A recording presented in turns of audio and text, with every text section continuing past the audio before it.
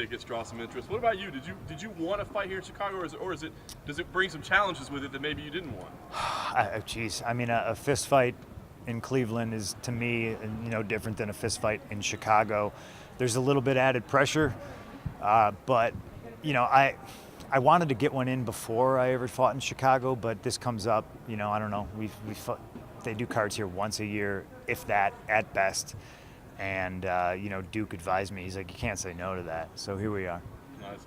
The decision not to work out today, I got to ask. I think everybody in the world wanted to see you on the mat, see you hitting pads, see how the game plays. Yeah, how much strategy was in there? I know you said it was a scheduling thing, but how much strategy was it to say we got to keep this under wraps? It's a scheduling thing, and it's an anxiety thing. I got severe anxiety, and I'm comfortable in the gym, obviously, and I don't like people. Like if I was training and somebody walked in and started watching, I wouldn't know, and I'd be fine with it. It's whatever. But as weird as it sounds, like I'll be fine fighting, but just the training, it's just, I don't know. I'm like a weirdo. How's it different? I don't know. It just is. It just is. Wrestling in so many different cities for so many different years. I know, wrestling in front of hundreds of thousands of people in my underwear, but it's just different. I have anxiety, and it's a thing that, I mean, I barely go to punk shows anymore, because like being in a crowd of people, I'm just kind of like, this is starting to freak me out now that I'm talking about it. Like, Duke wasn't here too, and it's more or less, I definitely want to get one in with my team in a little bit, like right at 9 when I'm scheduled to fight. Is anxiety something you deal with in day-to-day life?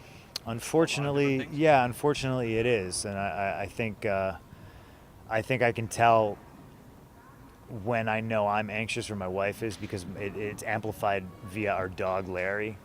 And when he's freaking out, I kind of step back and I go, oh, yeah, I probably gotta calm down or work on something. How concerned were you that the trial was going to impact what's happened this week? I mean, I was more concerned that the trial was going to impact my life and my wife's life, and it did. And I just try to find positive ways that it impacted it. It made me more hyper-focused on the fight, believe it or not. It made me more conscious of every minute of every day, to wake up and train, to go take care of business in court, to spend after hours with my lawyers, to go back home to train again.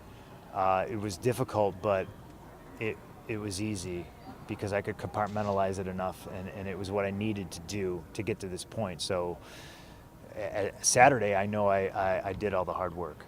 Have you gotten any messages of encouragement from Duncan Keith or any other friends on the Blackhawks leading up to this fight? No, I haven't. A lot of them aren't super huge MMA fans, you know what I mean? So I haven't gotten. I'm sad now. I didn't get a message from Dunks.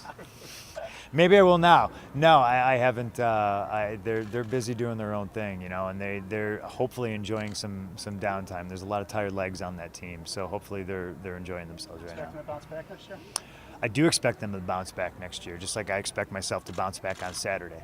What do you make of the way Mike Jackson promoted this fight? Doesn't want to call you CM Punk, is kind of talks some smack a little bit. He doesn't want to call me CM Punk? Only wants to call you Phil Brooks. Cool. I don't know. I don't pay attention to it. And I think the people, the fans who are angry that people call me CM Punk or I use the name CM Punk are the same ones who couldn't tell you what Crow Cop's real name is, that call a man Korean Zombie, and they refer to Quentin Jackson as Rampage. So what the fuck's the difference? Speaking of your nickname, are you surprised at how many headlines came out when you revealed what it actually meant? Like, that seemed like a bigger deal than the trial. People are strange, man. They whatever they think is interesting. A lot of times I don't, but I mean, that wasn't a secret. That wasn't like it was a big deal online. I thought it was Chuck Mosley. Sometimes it is. Sometimes it is. Ronda Rousey is a good friend of yours. Have you imparted any words to her about her wrestling transition? The only thing I've ever told her was to just have fun. I don't know what it's like back there in this current environment. I know she'd probably get treated differently, just as like I know I get probably treated differently here. The only thing I ever told her was just, I know you probably got a lot of people telling you, do this, don't do this. I said, just whatever you do when you go out there for WrestleMania, make sure you have fun, period. Did you watch her match at all? No, I did not. I saw a couple of clips here and there. It's still, when I say it's hard for me to watch wrestling, it's not like an anxiety thing. It's not like, oh, I can't do it. I literally, I can't get through like 8 seconds without being like, okay, I'm bored. I gotta watch something else. They got like, it's like going to a baseball game at Citi Field. I like Wrigley Field. It's old school.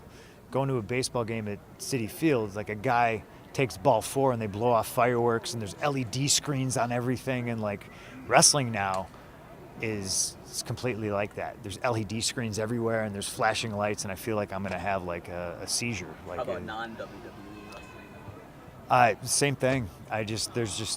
I don't know why. Subconsciously, there's like a disconnect. Like I see clips of stuff. Like I know Kenny Omega's the hot guy, and he's probably one of the better guys in the world right now. But it's the same thing. Like I'll watch clips of matches. I don't see myself watching like a full match. I just can't do it. You talk about being a fan of Last punk question, music. guys. Is it kind of the gloss of wrestling that has drawn you away from it? It's a little bit too glossy, too mainstream now. It's not quite as cool as it was when you were trying it and getting into it when you were younger? I mean, I think it's definitely too glossy, but it's been like that for a very long time. You know, my jam was house shows before they started calling them live events, where it was a curtain and a ring and a light above the ring.